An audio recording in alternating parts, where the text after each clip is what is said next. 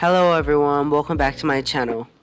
Today we will be talking about 8 great fish for beginner fish keepers. The fish on this list will most likely be different to other people's lists, but this is kind of just what I've chosen because of tank requirements and temperature and pH and whatnot. So yeah, enjoy. Oh, and also the fish aren't in any order, they're kind of I just put them in there, so yeah, enjoy. Okay, so the first fish on this list are live bearers. Now, the reason why live bearers are first is because live bearers are great community fish, can live in a variety of environments, are very attracting in their colors and everything, and then they also breed really easily. Now, the reason they're called live bearers are because they give birth to live fish, unlike other fish who just lay eggs and those eggs hatch.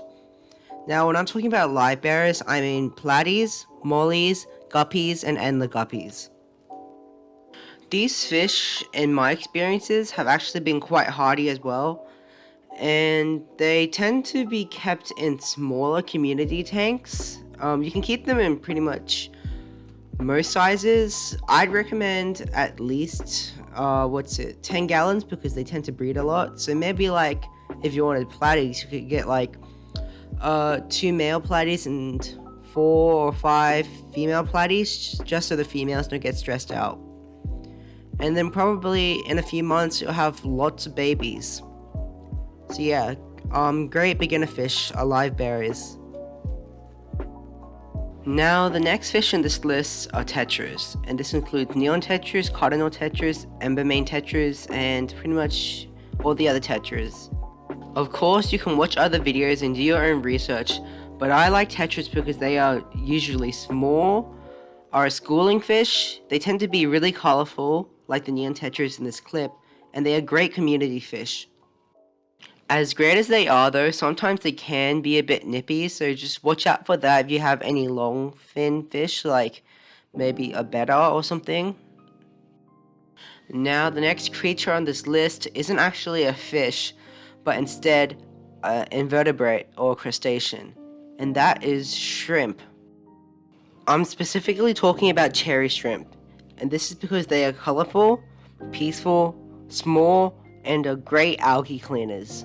They tend to eat algae, but you should also feed them other stuff such as algae wafers and zucchini and just stuff for them to eat. Cherry shrimp come in a variety of colors such as red, yellow, and blue. They are very bright colors and tend to stand out in tanks, especially if you have lots of green in the back.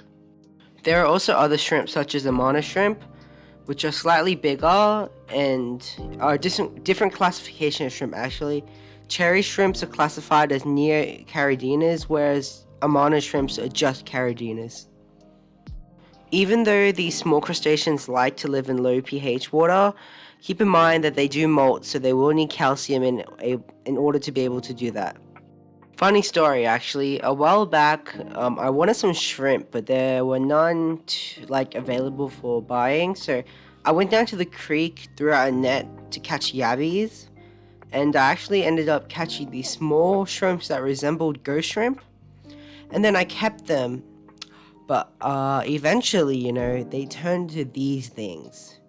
And these are not actually ghost shrimps, obviously, but are freshwater prawns, and they are a predator, and they chase around the fish and try to eat them the same way yabbies do. So if you're ever getting ghost shrimp, just keep an eye out, make sure they aren't just freshwater prawns, and don't catch them from the wild. Next on the list are snails. Now this includes snails such as mystery snails, Nereid snails, ram's horn snails, pond snails, and any other aquarium snail. I find that most snails, especially mystery snails or ram's horn snails, have a lot of different varieties of colors, such as purple, pink, red, blue, practically every color of the rainbow. Snails are also great algae eaters. Of course, you feed them stuff. They have actually quite a good sense of smell, so they know when food is in the tank. And I find with mystery snails especially, they have quite a lot of personality. Keep in mind though, the snails do need calcium like shrimps. Sometimes though, especially with pest snails, the population can get out of hand really quickly. I currently have 2 mystery snails and 2 pond snails in my tank. Now that we're halfway of the list, I'll bring up the last algae eater, and that is the bristlenose pleco. Now, bristlenose plecos are great algae eaters. They pretty much just eat algae 24/7, and they clean the tank really well. They're also very, scented fish. Like, you'll normally have people notice them really easily. Most people call them suckerfish because, they just suck on things all day. But, yeah, so they're a really good fish if you want people to notice them in the fish tank. And I find that they're really charming and prideful little fish. And the reason why I said bristlenose and not common plecos is that they're way smaller than common plecos, which need big tanks. They're also really easy to breed and they don't eat their children.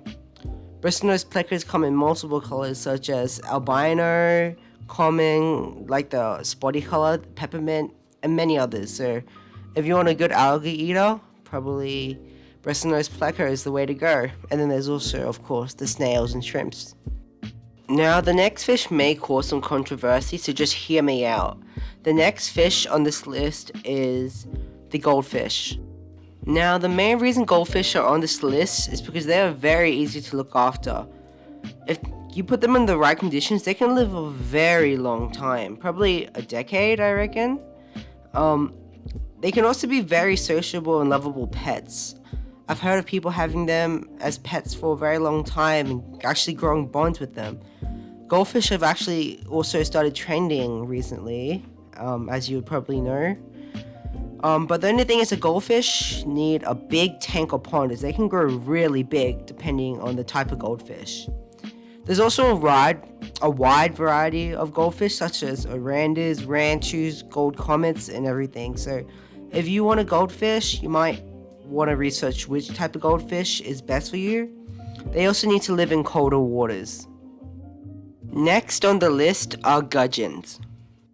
Gudgeons generally are centerpiece fish. They can be quite interactive and they have a noticeably unique pattern on them. As you can see in this image, this peacock gudgeon has this orange spotted pattern on the side. They tend to be bottom dweller fish, but they tend to come up to the surface when it's time for feeding. In this tank right here, I have this purple spotted gudgeon. This is just a 20 liter or 5 gallon tank. I find that they have quite a fascinating nature and all tend to be kind of different, but also very similar. This gudgeon right here, actually just stays at the bottom pretty much all day long, and as soon as I put a piece of an algae wafer in there, it comes up to the top and just yoinks it. I find these fish to be quite hardy as well, and depending on the species of gudgeon, they can live in quite a vast variety of different pH levels and temperatures. I think they are tropical fish though. My purple spotted gudgeon was actually just found in the creek. But yeah, it also lives with the yabby, as you can see coming out of the cave. But I've had them together for a while and the yabbies never caught the gudgeon. I do plan on putting this gudgeon to a small pond though, because I find the gudgeons are really good for hunting bugs. That's just my opinion, but I've seen them kind of hunt bugs at the surface, so I think this would be good for a pond. Now the last fish on this list is one of the more common beginner fishes, and it is the betta fish, otherwise known as the Siamese fighting fish. Betta fish are probably the most popular and most sold fish in the whole fish industry. This is because they are a beautiful centerpiece fish.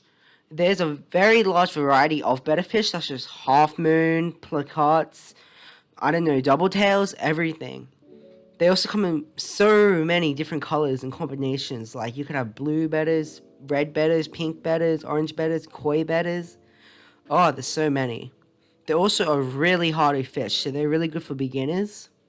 But even though they're really hardy, you should also treat them right still.